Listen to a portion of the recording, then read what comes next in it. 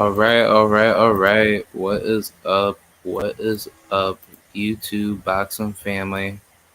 It is I, K Rod here, and yeah, let's talk about it, man. Got some big things to talk about, and yeah, give me 1 second. I want to try to get some music going, give you guys a little bit of background. But yeah, let's get right into it. Salute to the chat for anybody that has walked into the building. Man, it has been a while. Hey, if anybody wants to join the, you know, panel, for those of you that rock with me, for the ones that I do trust, here's a link. Any outsiders that I don't know, I'm not going to let you in. So this will be pinned down below if anybody wants to join the chat. But yeah, let's talk about it, man. Yeah, like I'm going to be brief and quick with it, but I'm going to talk about the Usyk versus Fury fight card. I was quite shocked that Usyk actually showed his skills, and I wasn't surprised because, like, I knew Usyk was a special fighter, and he definitely did. Yeah, like he definitely did, everything that he needed to do. And yeah, this was a really, really good heavyweight classic. I really wish that this fight was between Deontay Wilder versus Usyk, because I feel like this fight would have been a lot more interesting to see. In terms of Fury versus Usyk, this was a good matchup. Tyson Fury wasn't able to do what he normally was able to do, and I'm saying that skills-wise. I'm going to try to, refrain from, I guess, like the cheating, which he is a cheater. But I will say with Oleksander Usyk, he had negated everything that Tyson Fury was good at doing. And I will say that in terms of what Usyk was able to take apart from Fury, he managed to rip him down from the middle to later rounds. And don't get it twisted, like Usyk, he's a very, very good pure boxer late game, but he has good, like late game power, if you know what I'm saying. He's one of those type of fighters where I've been saying lately, like he's been very, very similar to a Gene Tunney type of like a type of fighting style. And the reason why that I say that is because Gene Tunney did exactly what Usyk did, where he will basically back you up with educated pressure. And the good thing about Gene Tunney is that when you don't need to utilize your fundamentals to the fullest core, all you have to do is just be basic with what you're good at doing. I think Usyk has shown himself to be one of those fighters, to be a classical, old school bred fighter. And what I mean by that is that Usyk has done enough to develop where he's at, and he doesn't need to show how good he is. All he needs to do is be good fundamentally with what he showed. And I think that's what he did against Tyson Fury. I believe Tyson Fury knew what Usyk was good at doing, and he got caught up into the moment with Usyk. And I think Usyk just dominated him.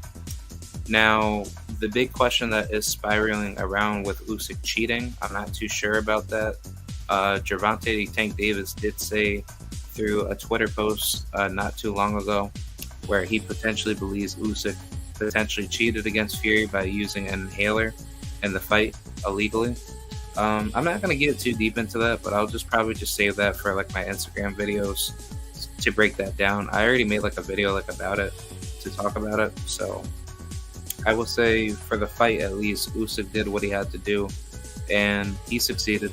So yeah, I think Tyson Fury, he did exactly what he tried to do, but Usyk just negated everything, and he beat him up. He did everything right. Now I do believe, however, Tyson Fury will get the rematch next, heading into October, and I think Usyk, he's unfortunately Usyk had to been stripped by his IBF belt, because for some weird reason the IBF doesn't want to play by their rules to try to give Usyk the opportunity to defend his title against Fury, and then he can go up against the IBF mandatory challenger, which would be Filip Hrgović. But apparently Hrgović is going to be fighting the vacant belt between I forgot who he's fighting. Oh, he's gonna be fighting Daniel Dubois. So him and Dubois is gonna fight for the IBF title, and then AJ, he's gonna be fighting for the IBF title next, which I find that to be a duck by AJ, because if you think about it, I think the IBF doesn't want Usyk to hold his undisputed status, and I find that to be a waste of time to even have sanctioned bodies unboxing, because the amount, to me personally, the amount of corruption that you have to pull onto like a fighter like Usyk that did it the right way to fight everybody in his division. He should have the full ownership of his belts to defend the title up against Fury, and then after that he can just move forward and just continue his streak. But honestly, I don't think that really matters. Undisputed doesn't need to have belts put on the line. Undisputed is really based off of you beating everybody at the top. So I think whoever is left in the division, that being Deontay Wilder, that will be the last fight for Alexander Usyk in front of him. And I think that's pretty much it. I think Usyk has proven himself enough in boxing. And I want to see Usyk prove himself, up against Wilder. And then after that, that'll be considered, like the last line for, undisputed. So, I will, move away from that. And I'm going to quickly talk about Emmanuel Navarette and Denis Berinchyk fight card. I'm going to talk about a couple fights. I'm going to talk about the co-main event, and then I'm going to talk about the main event, and then I'm going to talk about probably a couple undercard fights. So let's talk about Jonathan Lopez stopping Edgar Ortega on the Navarette versus Denis Berinchyk undercard. This fight was technically scheduled at 130, but this was, I assume, a catchweight at 127. Jonathan Lopez stopped him in the 8th round, and I have to say, John looked really good. He looked very sharp. Edgar Ortega, he's a tough dude. I gotta rewatch that fight again to look at how good that fight went down. But after watching it, I guess the first time on live TV, good fight. I thought Jonathan Lopez broke this man down, and he just whiff punished him with a lot of pressure. And he did everything correctly, I think he did a very, very good job. I thought Edgar, he wasn't really being, supremely active with his punches. And Jonathan Lopez negated everything that he was good at doing. And he just blasted them with big, heavy loaded shots. So, I think John, he's ready for all the top competition at featherweight. I can't believe he's 21 or 20 years old. Yeah, he's 21. He just turned 21. Today's his birthday, so.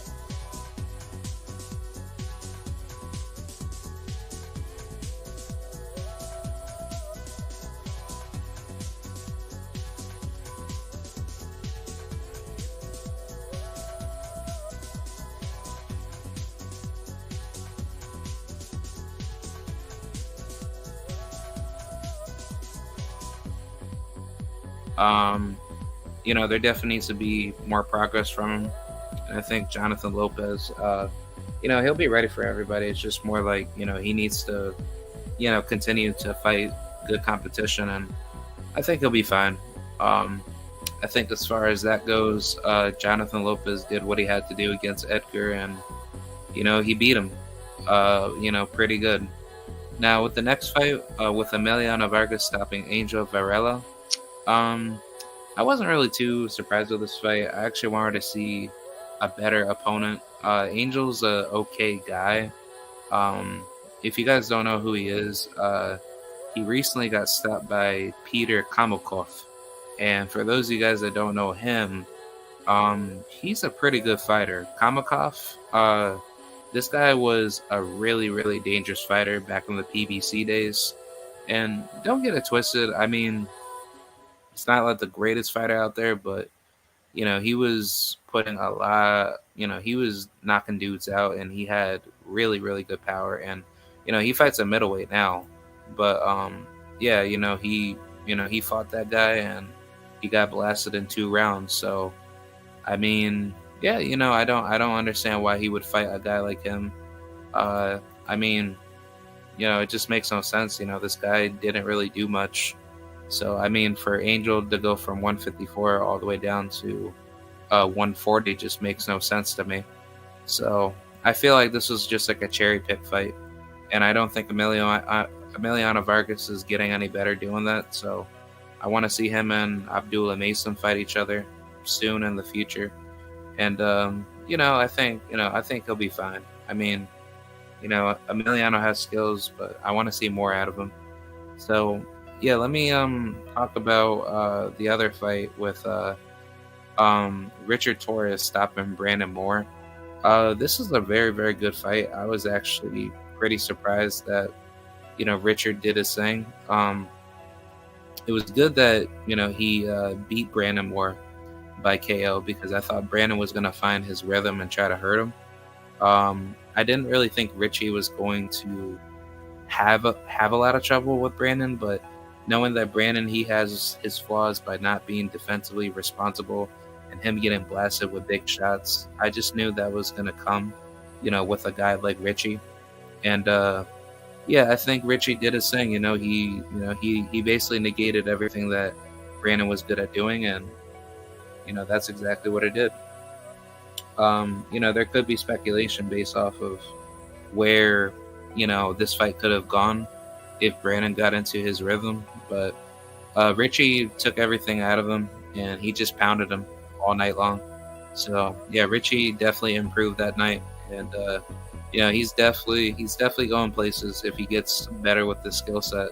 He's definitely green in the heavyweight division, but I think he'll be fine. He's actually eager to get better, and he's not just going into boxing just to look good for the camera. I think Richie's gonna. Now let's talk to let's head forward to the co-main event with Brian Norman Jr. versus Giovanni Santillan. This was a very, very good fight, and I'm definitely going to rewatch this fight a couple more times. This fight could have gone either way, but Brian Norman was just like the better inside fighter. He had way better inside game, and Giovanni, he just gets hit way too much, and I knew a fight like Brian would definitely take him down. And it's just crazy because it's like certain fights can easily be a deadly style matchup. And I feel like with Brian, he could have easily been negated in this fight, but he managed to weather the storm, and he took Giovanni out.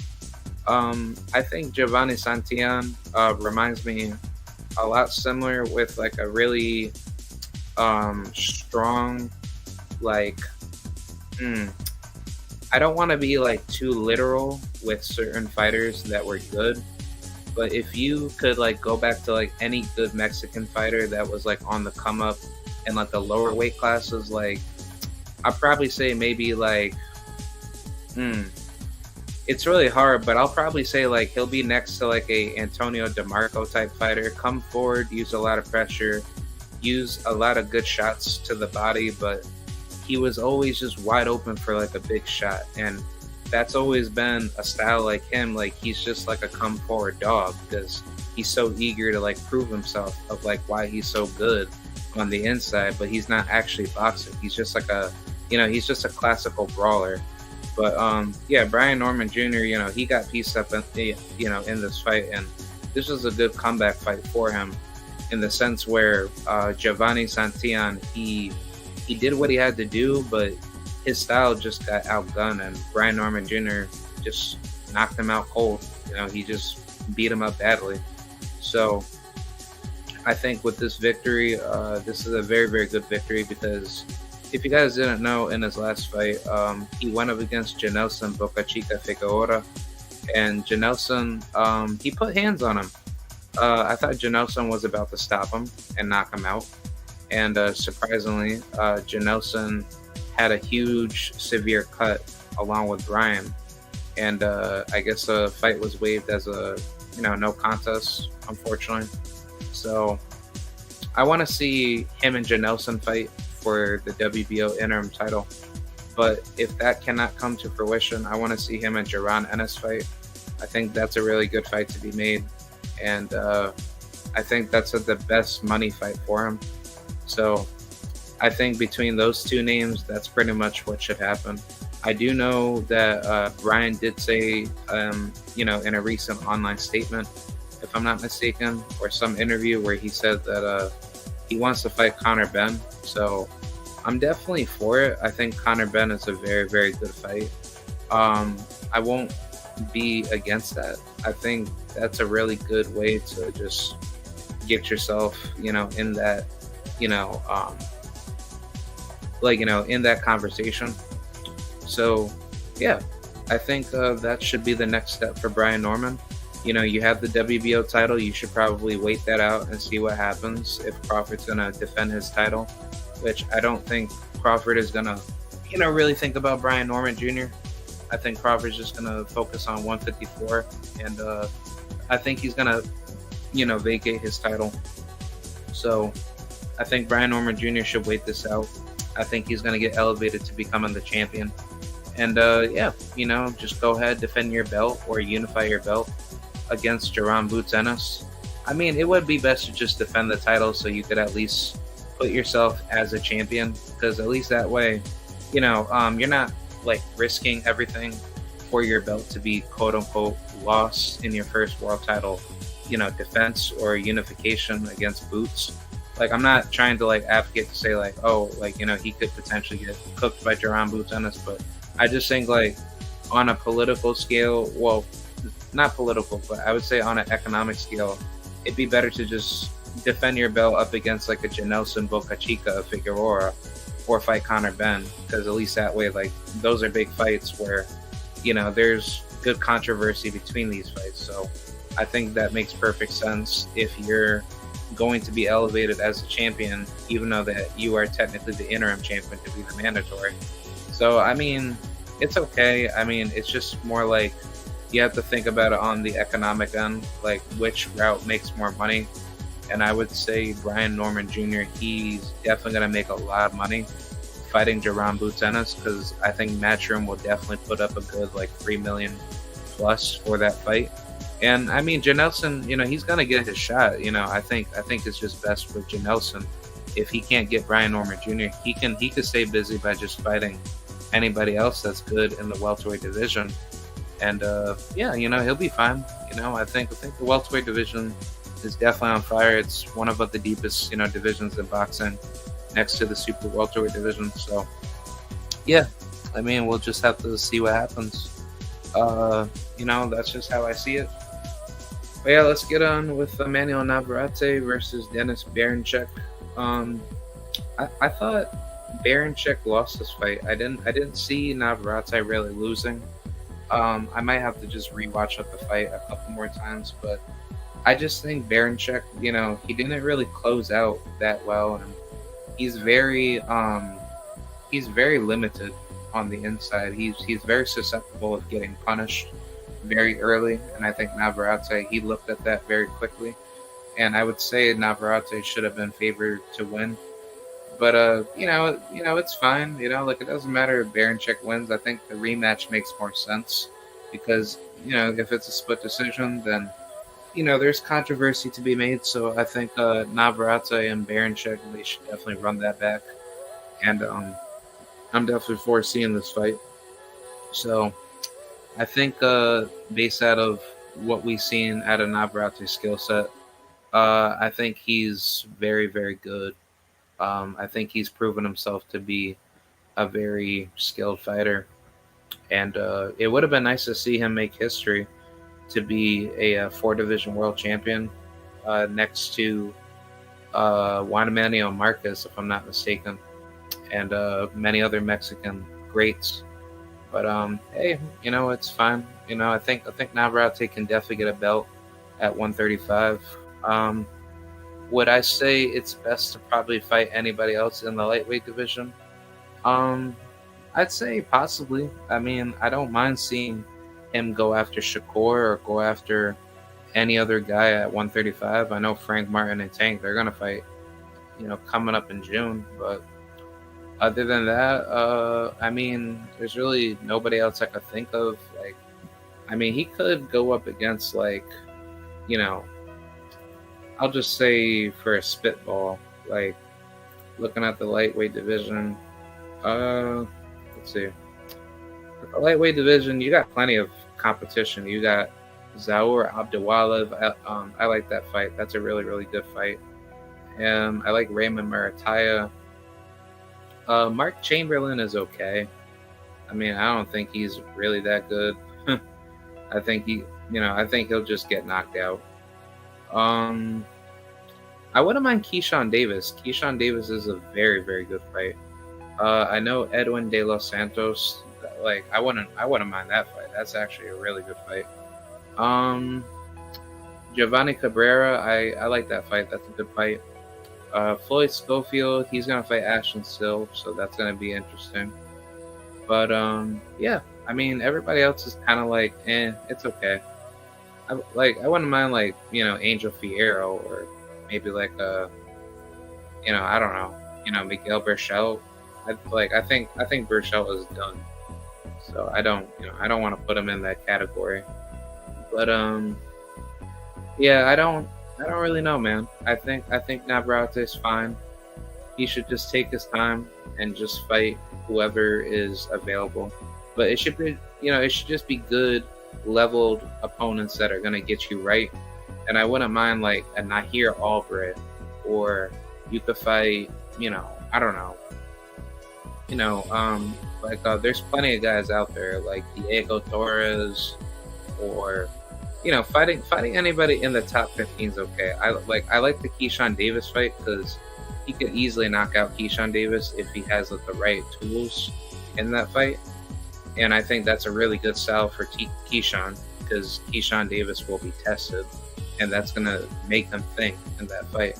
Or I wouldn't mind William Zepeda. William Zepeda, that's a very good, that's that's an insanely good, highly tested fight. So yeah, I think that's about it, guys. I just wanted to be quick and brief. Man, it's just like, I can't believe that it's been this long since I've been live. But yeah, I wanted to just go live and just talk a little boxing for y'all. Man, if I had like a bigger crowd watching, I definitely would have had like a lot of guys here on the panel. Man, I wish I had D-Hive and Artman and all these other guys coming through, but it's all good. Sooner than later, like, I'll be able to get back with them soon. So yeah, it's all good, man. But yeah, be sure to hit the like button, do what you gotta do. Sorry that I haven't been going live and I haven't really been going to boxing fights lately. I've been so busy, man, with work, but I'm trying to get to my career in IT, so that's what I'm trying to do. So yeah, man, I'm trying to do my own little dream chasing, but eventually I'll be back in the mix, and you guys will see me back in these boxing events, and I'll definitely be happy to give you guys more content. Shout out to Mo Boxing. Shout out to everybody that's been rocking with me for quite a long time. And yeah, I'm just gonna do what I have to do, be good at what I do. And yeah, guys, that's pretty much it. So be sure to hit the like button. I appreciate you guys so dearly. And shout out to everybody that has been rocking with me. And yeah, shout out to the family. Long live Puerto Rico. And I will see you guys later, guys. All right. Be sure to share, like this video, and I will catch you guys on the next live stream. Thank you very much. And here's the outro.